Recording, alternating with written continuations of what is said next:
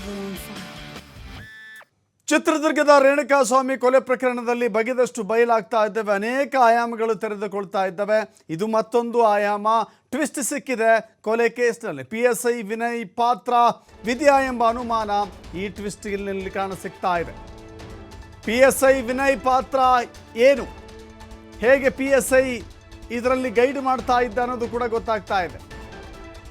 ಆರೋಪಿ ಪ್ರದೋಷ್ ಜೊತೆ PSI Vinay WhatsApp chat ಮಾಡಿದ್ದಾರೆ. ಕೊಲೆಯ ಬಳಿಕ PSI ಜೊತೆ ಆರೋಪಿ ಪ್ರದೋಷ್ ನಿರಂತರವಾಗಿ ಸಂಪರ್ಕದಲ್ಲಿದ್ದಾರೆ.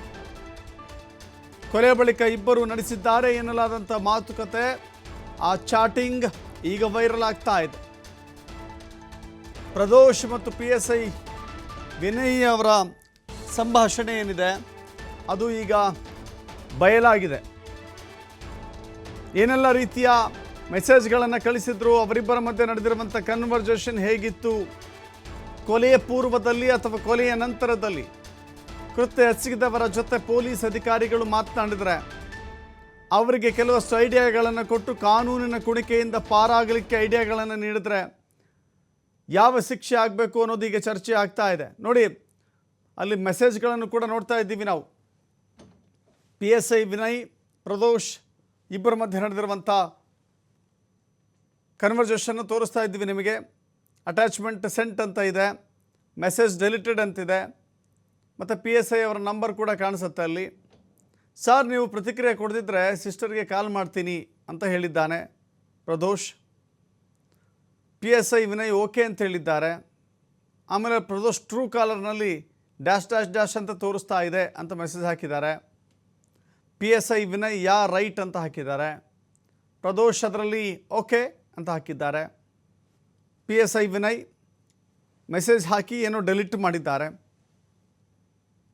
ನೀವು ಕೂಡ ಡೆಲಿಟ್ ಮಾಡಬಹುದು ಸರ್ ಅಂತ ಹೇಳಿ ಪ್ರದೋಷ್ ಹೇಳಿದ್ದಾನೆ. ಪ್ರದೋಷ್ ಮತ್ತೆ ಹೇಳಿದ್ದಾನೆ, ನಾನು ನಿಮ್ಮ ಕರೆಗೆ ಕಾಯುತ್ತೇನೆ. ಪ್ರದೋಷ್ ಮತ್ತೆ ಹೇಳಿದ್ದಾನೆ, ಶಿಫ್ಟ್ ಆಯಿತಾ, ಮೈಸೂರಿಗೆ ತಲುಪಿದ್ರಾ? ಆಗ ವಿನಯ್ ಹೇಳಿದ್ದಾರೆ, ನಾವು ಪ್ರಿಯಾಪಟ್ಟಣದಲ್ಲಿದ್ದೇವೆ, ಊಟ ಮಾಡ್ತಾ ಇದ್ದೇವೆ ಅಂತ ಹೇಳ್ಕೊಂಡಿದ್ದಾರೆ. ಇನ್ನು PSI ಯಾವುದೋ ಒಂದು ಅಟ್ಯಾಚ್ಮೆಂಟ್ ಕಳಿಸಿದ್ದಾರೆ, ಯಾವುದೋ ಒಂದು ಫೋಟೋ ಕಳಿಸಿದ್ದಾರೆ ಅಂತ ಕಾಣಿಸುತ್ತೆ. ಮೋದಿ ಸರ್ಕಾರವಲ್ಲ ಅಂತ ಕಳಿಸಿದ್ದಾರೆ. ಅಗೇನಲ್ಲಿ ಮೋದಿ ಸರ್ಕಾರವಲ್ಲ ಅಂತ ಹಾಕಿದ್ದಾರೆ. ಸರ್, ನಮ್ಮ ಫೀಲಿಂಗ್ ನಮಗೆ ನೀವು ನೋಡಿದರೆ ಮೋದಿ ಅಂತೆ ಅಂತ ರಿಪ್ಲೈ ಮಾಡಿದ್ದಾನೆ ವಿನಯ್ ಪ್ರದೋಷ್. ಸರ್, ಎಲ್ಲಿದ್ದೀರಾ ಅಂತ ಅದಕ್ಕೆ ರಿಪ್ಲೈ ಇಲ್ಲ. ಪ್ರದೋಷ್ಗೆ ತುಂಬ ಕೋಪ ಬರುತ್ತೆ ಆ ಸಂದರ್ಭದಲ್ಲಿ. ಸರ್, ಎಲ್ಲಿದ್ದೀರಾ ಅಂತ ಮೆಸೇಜ್ ಹಾಕ್ತಾನೆ, ರಿಪ್ಲೈ ಬರೋಲ್ಲ. Thank you so much sir ಅಂತ ಹಾಕ್ತಾನೆ. ಆಮೇಲೆ ಸರ್, ದಯವಿಟ್ಟು ರಜೆ ಮೇಲೆ ಹೋಗಬೇಡಿ ಸರ್ ಅಂತ ಕೇಳ್ಕೊತಾನೆ. ಮೆಸೇಜ್ ಮಾಡಲಿಕ್ಕೆ ಸಾಧ್ಯನಾ, ಮೆಸೇಜ್ ಮಾಡಿ ದಯವಿಟ್ಟು ಅಂತ ಮೆಸೇಜ್ ಹಾಕ್ತಾನೆ. ಫೇಸ್ ಟೈಮ್ ಕಾಲ್ ಮಾಡಬಹುದಾ ಅಂತ ಕೇಳ್ತಾನೆ. ಐಫೋನಲ್ಲಿದ್ದರೆ ಫೇಸ್ ಟೈಮಲ್ಲಿ ಕಾಲ್ ಮಾಡಬಹುದಾ ಅಂತ ಕೇಳ್ತಾನೆ. ಸರ್, ನೀವು ಕರೆ ಮಾಡ್ಬೋದಾ ಅಂತ ಮತ್ತೆ ಕೇಳ್ತಾನೆ.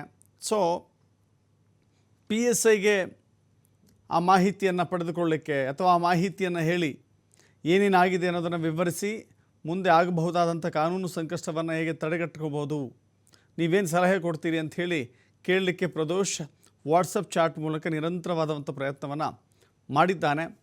ಆದರೆ ಈ ಮಧ್ಯೆ PSI ವಿನಯ್ ಯಾವ ರೀತಿ ಸಲಹೆ ಕೊಟ್ಟಿದ್ದಾರೆ ಅನ್ನೋದು ಈ ಸ್ಕ್ರೀನ್ಶಾಟ್ಗಳಲ್ಲಿ ಅಥವಾ ಕನ್ವರ್ಜೇಷನ್ನಲ್ಲಿ ನಮಗೆ ಸಿಗ್ತಾ ಇಲ್ಲ.